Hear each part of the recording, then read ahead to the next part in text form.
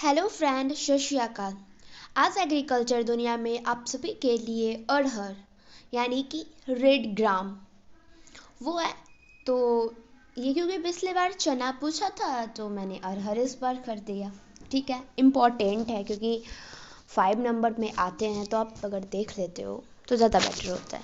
ठीक है, तो पढ़ेंगे। तो अरहर का वनस्पतिक नाम क्या है, या अरहर का वनस्पतिक नाम क्या है? तो अरहर का वनस्पतिक नाम है कैजनस कैजन। ठीक है, अरहर का परिवार कौन सा है? फेवेसी और या लेगुमिनेसी। फेवेसी या लेगुमिनेसी दोनों एक ही होते हैं। इसकी उत्पत्ति स्थान है अफ्रीका। अब है अरहर का उन्नत प्रभेद। अरहर का उन्नत प्रभेद है बहार, पूसा 9, नरेंद्र अरहर, मालवीय अरहर, पूसा 9, शरद। क्या क्या है? बहार। तो बहार आता है, गाना भी है ना, बहारो फूल बरसाओ, तो बहार ऑफ पूसा। तो पूसा तो जानते ही हैं, जो आईसीआर का पहले ब्रांच हेड ऑफ क्वार्टर था, पर उसकी डैमेज हो गई थी, इसके कारण वो दिल्ली में एक पूसा नाम की जगह ही खोल दी गई। ठीक है, तो पूसा 9 यानी बहार, पूसा 9। फिर नरेंद्र अरहर, नरेंद्र मोदी जी हैं, उनके नाम पे नरेंद्र अरहर। मालवीय, तो मालवीय अरहर, मालवीय जी भी कुछ कोई हैं। ठीक है, तो बहार, पूसा 9, नरेंद्र अरहर, मालवीय अरहर, फिर पूसा 9 और शरद। ठीक है, हो गया।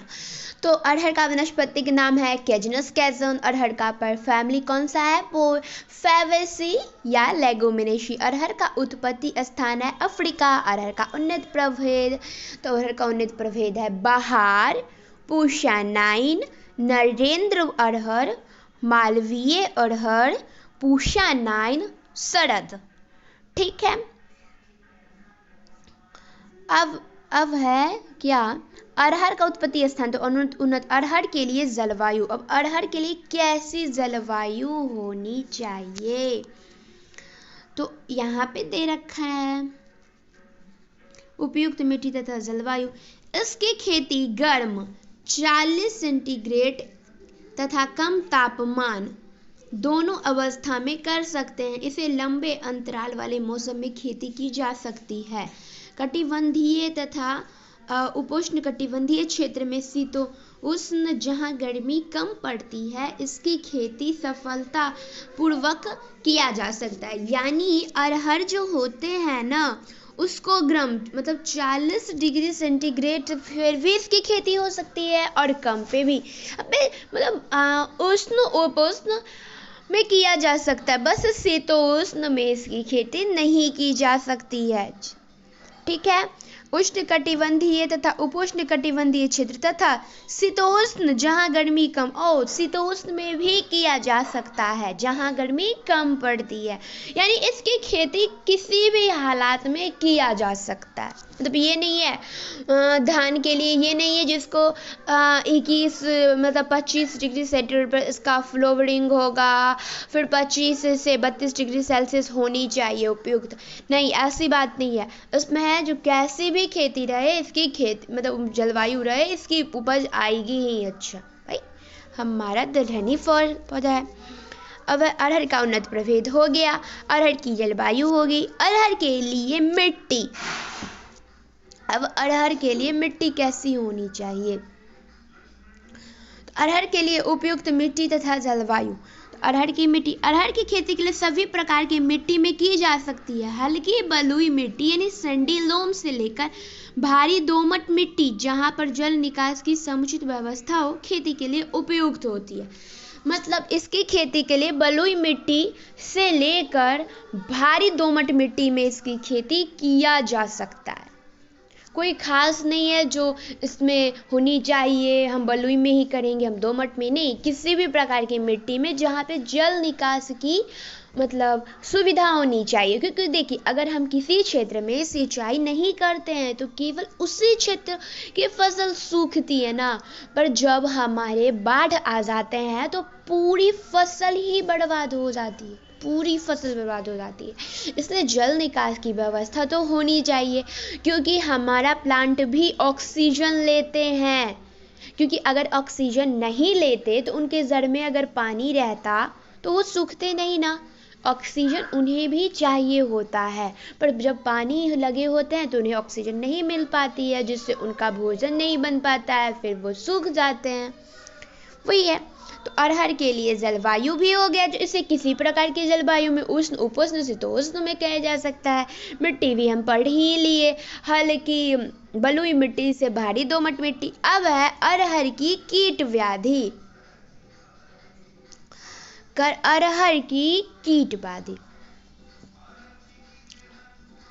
तो कीट व्याधि के रोग के नाम, फिर कीट व्याधि रोग के कारक के नाम, फिर लक्षण और फिर प्रबंधन। सबसे पहला है पिच की सल्व।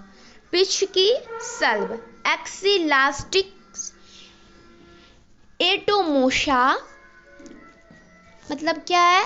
एक्सिलास्टिस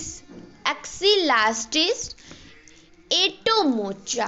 क्या है? एस्टिलास्टिस एटोमोचा। सूडे फलियों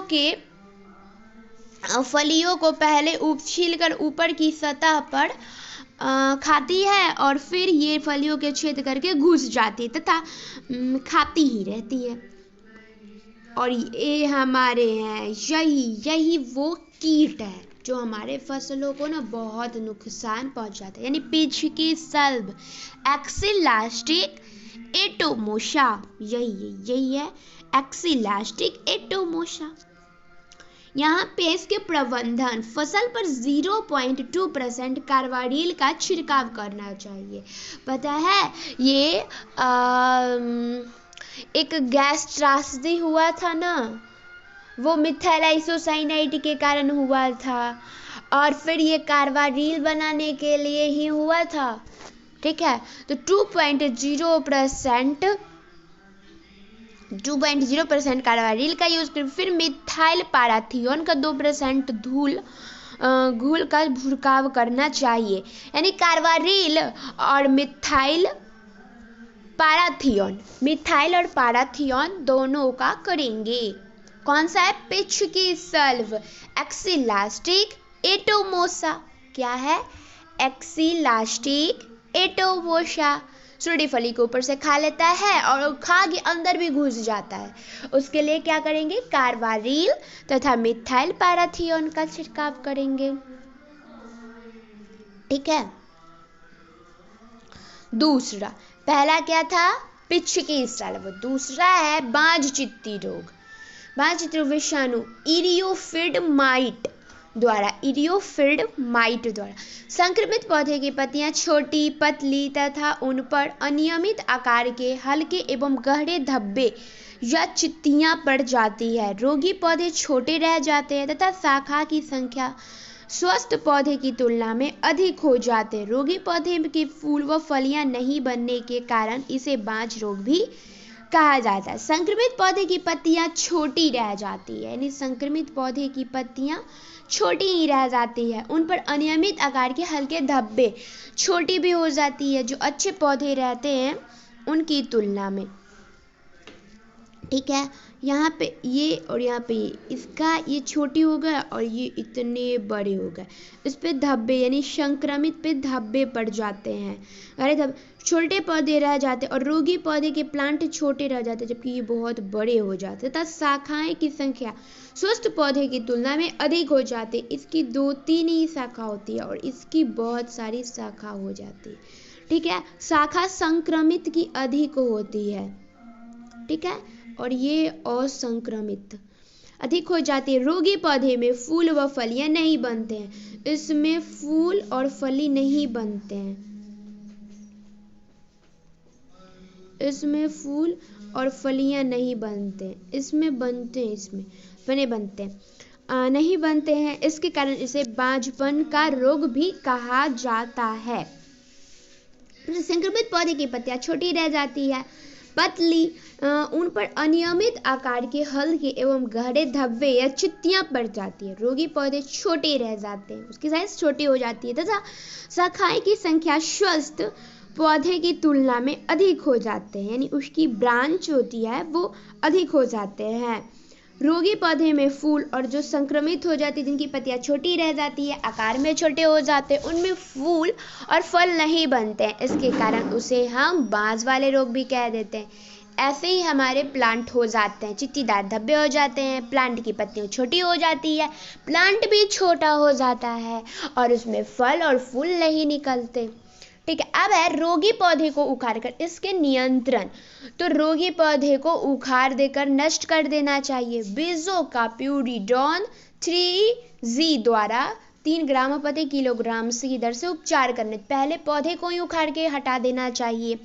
फिर फल की आरंभिकता अवस्था में कैलेथ या मेटासिस्टॉक्स का छिड़काव करना चाहिए। मेटासिस्टॉक्स का छिड़काव करना चाहिए। तो अरहर का वनस्पतिक नाम क्या था? कैजनस कैजन। अरहर का फैमिली क्या था? फेवेसी या ग्रेमनी, दोनों। ग्रेमनी मिले तो ग्रेमनी, फेवेसी मिले तो फेवेसी। और अरहर की उत्पत्ति स्थान है तो अफ्रीका। अरहर का उन्नत प्रभेद था शरद, पूषा 9, नरेंद्र अरहर, फिर पूषा मालवीय ये भी था। और पूषा 9 तो बोले अरहर के लिए जलवायु, तो अरहर उष्ण, उपोष्ण, शीतोष्ण सभी प्रकार के जलवायु में लगाया जा सकता है। अरहर के लिए मिट्टी, इसके लिए हल्की बलुई मिट्टी से भारी दोमट मिट्टी तक में खेती की जा सकती है। अरहर की कीट व्याधि, तो अरहर की कीट व्याधि थी पिचकी सल्व, जिसका था एक्सिलास्टिक। एटोमोसा क्या था? पिचकी सल्व का था एक्सिलास्टिक एटोमोसा। और लक्षण था सूटी फली को मतलब छीलकर खाते हैं और फिर अंदर घुस जाते हैं। उसके मतलब अरहर का कीट व्याधि क्या था? तो पिचकी सल्व था, जिसका मतलब बोटेनिकल नेम क्या, व्याधि के कारक कौन थे से? एक्सिलास्टिक एटोमोसा। सूडी फली को पहले छीलकर ऊपर की सतह पे चला जाता है, फिर अंदर घुस के खाता ही रहता है। तो हम तो दिखाए थे ना, वैसे थे। और फल पर और इस पे किसका करना चाहिए? तो कार्बारिल और मिथाइल आइसोसाइनेट, नहीं पैराथियोन। कार्बारिल और पैराथियोन। दूसरा क्या था? बांझ चित्ती रोग। तो बांझ चित्ती रोग का क्या था? इरियोफिड। तो इसमें क्या था? हमारे प्लांट जो रहते हैं वो छोटे ही रह जाते हैं, संक्रमित रह जाते हैं तथा गहरे धब्बे हो जाते हैं। इसको क्या किया जा सकता है? ऐसे हो जाते हैं और फिर रोगी पौधे को उखाड़ कर नष्ट कर देना चाहिए। फसल की आरंभिक अवस्था में मेटासिस्टॉक्स का यूज करना चाहिए। कीट व्याधि तो हो गई। अब है अरहर की खेती के लिए सस्य क्रिया। तो हमारे अरहर ऐसे दिखते हैं, ऐसे उसके फूल, अरहर का ये पीले फूल, और यहाँ पे है ना रेड ग्राम, कैजनस कैजन। इसकी क्रोमोसोम कितनी होती है? तो 22 होती है। और फेवेसी, ये फेवेसी फैमिली और ग्रेमनी फैमिली से आता है, मतलब ग्रेमनी फैमिली को ही ना अब फेवेसी बना दिया गया, कह दिया गया। ठीक है, तो दोनों मिले, दोनों ये प्लांट जब जन्म दे ऐसे ही होते। सस्य क्रिया में सबसे पहले तो होती है भूमि की तैयारी। मिट्टी की प्रकार तथा पिछली फसल पर निर्भर करती है। मिट्टी की तैयारी इस प्रकार से करते हैं कि खेत खरपतवार से मुक्त हो जाए। बरसात शुरू होने से पहले एक जुताई कर देनी चाहिए। उसके बाद देसी हल से, मतलब बरसात होने से पहले खेत की जुताई कर देते हैं। बरसात होने के बाद इसकी खेत को तैयार कर लेते हैं, मतलब मिट्टी पलटने वाले हल से इसको एकदम तैयार कर लेते हैं। उस पर कंपोस्ट डाल के हम खेत तैयार कर। अब है बीज दर। तो 14 से 15 kg कितना होता है खरीफ में, और रबी में होता है 25 से 30। तो ये होता है खरीफ में कितना? 14 से 15। और सितंबर वाले जो होते हैं, सितंबर अरहर, उसको यानी रबी भी बोल सकते हैं, क्योंकि सितंबर अक्टूबर में तो रबी क्रॉप होती है। तो 25 से 30 होता है सितंबर अरहर का। खरीफ का कितना हुआ 14 से 15 और सितंबर का 25 से 30। आपको ऑब्जेक्टिव आ सकते हैं कि खरीफ जो अरहर होते हैं उसकी बीज दर कितनी होती है, तो 14 से 15 केजी, और सितंबर की कितनी होती है, तो 25 से 30 केजी। अब है बीजोपचार। तो आपको तो पता ही है कि जितने भी दलहनी बीज होते हैं उसकी जड़ों में क्या होती है, राइजोबियम होती है, जो वायुमंडल से नाइट्रोजन का स्थिरीकरण करते हैं। तो इसके लिए हम किसका यूज करेंगे, राइजोबियम कल्चर का। तो राइजोबियम कल्चर से हम बीजों को उपचार कर लेंगे। कितने घंटे पहले, 48 घंटे पहले बीजों को राइजोबियम कल्चर से उपचार कर लेंगे। अब है बोने की दूरी। खरीफ में पंक्ति से पंक्ति की दूरी 75, यानी खरीफ की बीज दर कितनी थी, 14 से 15 केजी, तो इसमें 75 सेंटीमीटर रखेंगे, और पौधे से पौधे के बीच की दूरी 30 सेंटीमीटर, और सितंबर वाले अरहर में पंक्ति से पंक्ति की दूरी 40 से 50 सेंटीमीटर, पौधे के बीच की दूरी 16 से 20 सेंटीमीटर रखेंगे। अब है अरहर की मात्रा, उर्वरक की मात्रा 20 ग्राम नेत्रजन, 40 से 50 किलो स्फूर डीएपी, यानी 100 केजी डीएपी, 20 ग्राम नेत्रजन, 20 किलोग्राम नेत्रजन, 40 केजी डीएपी, 100 केजी डीएपी। और सितंबर अरहर हेतु उपरोक्त उर्वरक के अतिरिक्त बुआई के 25 से 30 दिनों के बाद नेत्रजन यही है कि 20 केजी नेत्रजन का यूज करेंगे, और 100 केजी डीएपी का हम यूज करेंगे। हमारी बीजोपचार तो हो गई, बोने की दूरी हो गई। अब है हमारा निकाई गुड़ाई। तो निकाय गुड़ाई में अरहर में 2 बार निकाय गुड़ाई की आवश्यकता होती है। निकाय गुड़ाई बुआई के 25 से 30 दिन के बाद करनी चाहिए, दूसरा 40 से 45 दिन के बाद। निकाय गुड़ाई तो पहले यांत्रिक विधि से ही करेंगे ना, 20 से 25 दिन, दूसरे या रासायनिक विधि से भी कर सकते, दूसरा 40 से 45 दिन। और रासायनिक विधि से ये हो गया यांत्रिक विधि से, और दूसरा हो गया रासायनिक विधि से पेंडामिथालिन 30 ईसी का प्रति हेक्टेयर की दर से छिड़काव कर देंगे। यांत्रिक में क्या था, बुआई के 25 से 30 दिन के बाद, नहीं हाँ 25 से 30 दिन के बाद, और दूसरा था 40 से 45 दिन के बाद। और रासायनिक में पेंडामिथालिन 3 ईसी का यूज कर लेंगे। हाँ, अब है उपज, उचित उपज। तो उपज हमारी कितनी, 20 से 25 क्विंटल दाल तथा रबी फसल में 15। देखो मतलब खरीफ जिसकी बीज दर कितनी थी, 14 से 15 थी क्या, बीज दर इसकी कितनी थी, बीज दर 14 से 15 केजी थी, जो रबी वाली खरीफ वाली की थी ना, उसकी उपज कितनी होती है, 20 से 25, ठीक है। और जो था जिसमें हमें 25 से 30 केजी बीज लगते थे रबी वाले, उसमें है 15 से 16 क्विंटल प्रति हेक्टेयर। कटाई, दौनी एवं भंडारण। जब 80% छीमी का पक जाए तो फसल काट ले और 1 हफ्ता सूखने के बाद डंठों से झाड़ देना, अलग कर देना चाहिए। 80%, 20% या पके नहीं हो तभी उसकी कटाई कर लेते हैं, फिर सूखने के लिए उसे छोड़ देते हैं, फिर डंठों से पिटाई करके उसमें से दाने जो होते हैं यानी ग्रेन जो होते हैं उसे निकाल लेते हैं। भंडारण के पूर्व बीजों को भली भांति सुखा ले। अच्छी तरह सूखे बीजों को ऐसे बर्तनों में रखे जिसमें हवा का प्रकोप ना हो, ठीक है।